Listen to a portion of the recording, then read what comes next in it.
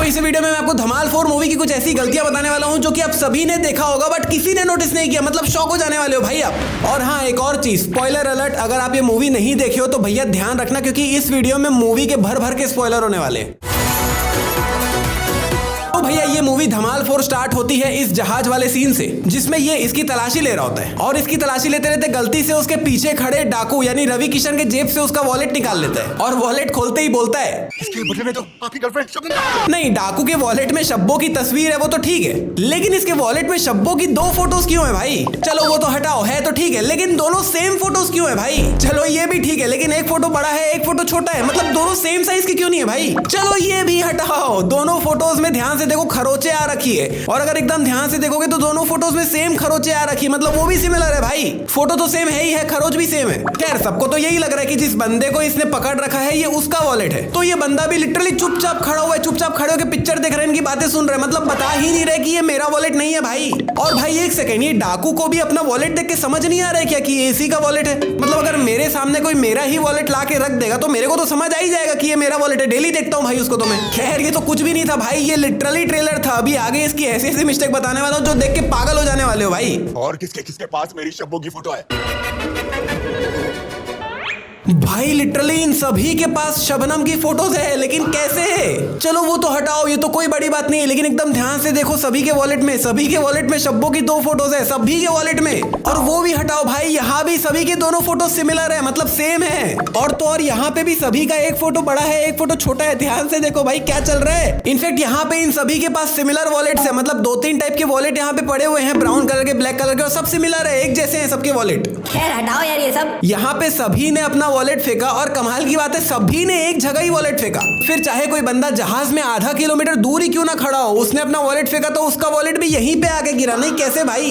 और तो और एक और कमाल की बात यह है कि सभी का वॉलेट सीधा आके गिरता है, जिससे सबकी फोटोज दिख रही है, मतलब किसी का भी वॉलेट उल्टा आके नहीं गिरा। यहाँ पे सभी ने अपना वॉलेट फेंक दिया, उसके बाद ये अलग से अपना वॉलेट दिखा रहा है। नहीं भाई तू भी तभी फेंक देता ना जब सब फेंक रहे थे, मतलब तेरे को क्या अलग से मार खाने का शौक चढ़ा है क्या? और तो और भाई इसके पास भी 2 फोटोज है, दोनों सिमिलर फोटोज है, दोनों छोटे बड़े फोटोज है। नहीं मतलब क्या चल रहा है भाई?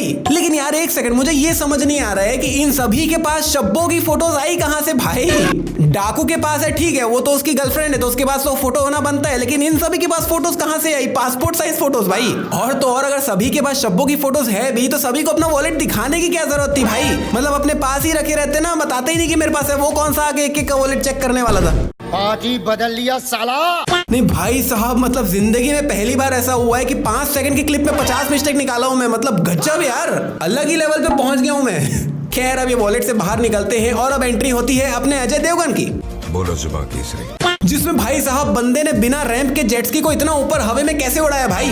और तो और जितनी हाइट में इन्होंने ये जेट स्की को ऊपर हवे में उड़ाया है, उतना तो अगर वहां पे कोई रैंप होता तो शायद उसके ऊपर से करने से भी उतना ऊपर नहीं उड़ा पाते जितना ऊपर ये बिना रैंप के ऐसे ही पानी से उड़ा दिया। जिसमें मूवी में ये दिखाया जाता है कि जब वो जेट स्की को जहाज के ऊपर से उड़ा के दूसरी तरफ ले जा रहा होता है, तो जब दूसरी तरफ जेट स्की गिरता है तो जेट स्की खाली गिरता है, ये बंदा यहीं पे ऊपर जहाज के ऊपर खड़े हो जाता है। लेकिन भाई ये कब हुआ? मतलब वो कब हवे में ऐसे उतर के वहां पे खड़ा हो गया, पता ही नहीं चला, दिखाया ही नहीं गया भाई। खैर लास्ट में ये जहाज पूरा ब्लास्ट हो जाता है और इसी जहाज में अजय देवगन भी था, जो कि ब्लास्ट होने पे समुद्र के पानी पे गिर जाता है। लेकिन भैया नेक्स्ट शॉट में इसे सीधा यहाँ दिखाया जाता है, मतलब ये बताया ही नहीं कि बंदा बीच समुद्र में तैरते तैरते कैसे यहाँ तक पहुंचा, कैसे यहाँ आया, मतलब बीच समंदर से यहाँ आया कैसे, बताया ही नहीं भाई। व्हील के साइड में एक रेड बटन है, नहीं दबाना भाई ये कहां से रेड बटन दिख रहा है जो तुमने इसको दबा दिया? जोक सपाट, लेकिन ट्रेलर की शुरुआत ही इस धमाल 1 के डायलॉग से होती है, बट पूरी मूवी में ऐसा कोई डायलॉग, ऐसा कोई सीन है ही नहीं भाई। और अगर आपने मूवी देख रखा है तो आपको पता ही होगा कि अजय देवगन की गर्लफ्रेंड के बच्चों ने ये सब शैतानी की है और उन्हीं के चक्कर में इन दोनों को यहाँ पे बेल दबाते ही करंट लगता है। बट भाई इन बच्चों ने इस बेल में करंट को डाला कैसे होगा, मतलब इसको इनिशिएट कैसे किया होगा, मैं तो वो सोच में पड़ गया हूँ भाई। खैर अगर आपने मूवी देख रखी है तो आपको पता ही होगा कि इसमें जो ये भूत वाला जितना भी सीन चल रहा है, ये अजय देवगन की गर्लफ्रेंड के बच्चों ने इसको डराने के लिए ये सब किया है। मतलब ये भूत वाले सीन में बहुत अजीब चीजें होती है जिसका कोई एक्सप्लेनेशन नहीं है। जैसे यहाँ पे ये जो भूत दिख रहा है लंबा चौड़ा, इसका हम सबको पता है कि इस भूत के अंदर कोई बच्चा है और ऊपर में जो भूत की मुंडी लगी है वो नकली है, सीधी सी बात है। और मूवी में ये भूत लिटरली अपना मुंडी निकाल के अजय देवगन की हाथों में रख देता है, वहां तक तो ठीक है, लेकिन कमाल तो तब होता है कि अजय देवगन के हाथ में वो मुंडी बोल रहा है। नहीं कैसे भाई, नकली नकली है ना, वो बोल कैसे रहे? असली का भूत थोड़ी है यार। नहीं एक सेकंड, ये कैक्टस बोट में क्या कर रहा है यार? नहीं मतलब इन्होंने लिटरली फूल और कांटे वर्ड को रिक्रिएट करने के लिए, मतलब उसको वापस बोलने के लिए एक बोट में नो वेयर कैक्टस रख दिया। मतलब उसका कोई मतलब नहीं है, कोई रीजन नहीं है। मूवी में रितेश देशमुख को गरीब दिखाया गया है, तो इसके पास ये बुलेट कहां से आई भाई, जिसमें अभी इसकी गर्लफ्रेंड पीछे बैठी है और अभी तक ये बाइक नॉर्मली खड़ी है। लेकिन जैसे ये सिर्फ अपना पैर ऊपर करके बाइक में रखती है, पीछे से बाइक पलटने लगती है। नहीं भाई एक सेकंड, अगर वो वजन से बाइक ऐसे पलट रही है, पीछे की तरफ ऊपर उठ रही है, तो जब वो बाइक में बैठी तभी उठ जाना चाहिए था। मतलब वो बैठी है तब तक कुछ नहीं हो रहा है, जैसे ही वो पैर रखी पट से बाइक ऊपर हो गई। ये क्या बात हुई भाई? जिसमें खैर चलो उसके पैर रखते ही बाइक पीछे की तरफ से ऐसा टेढ़ा हो गया, तो इतने में रुक क्यों गया भाई? मतलब वो अभी भी तो पीछे ही बैठी है ना, तो इतने में रुका कैसे? उसको पूरा ऐसे पलट जाना चाहिए था।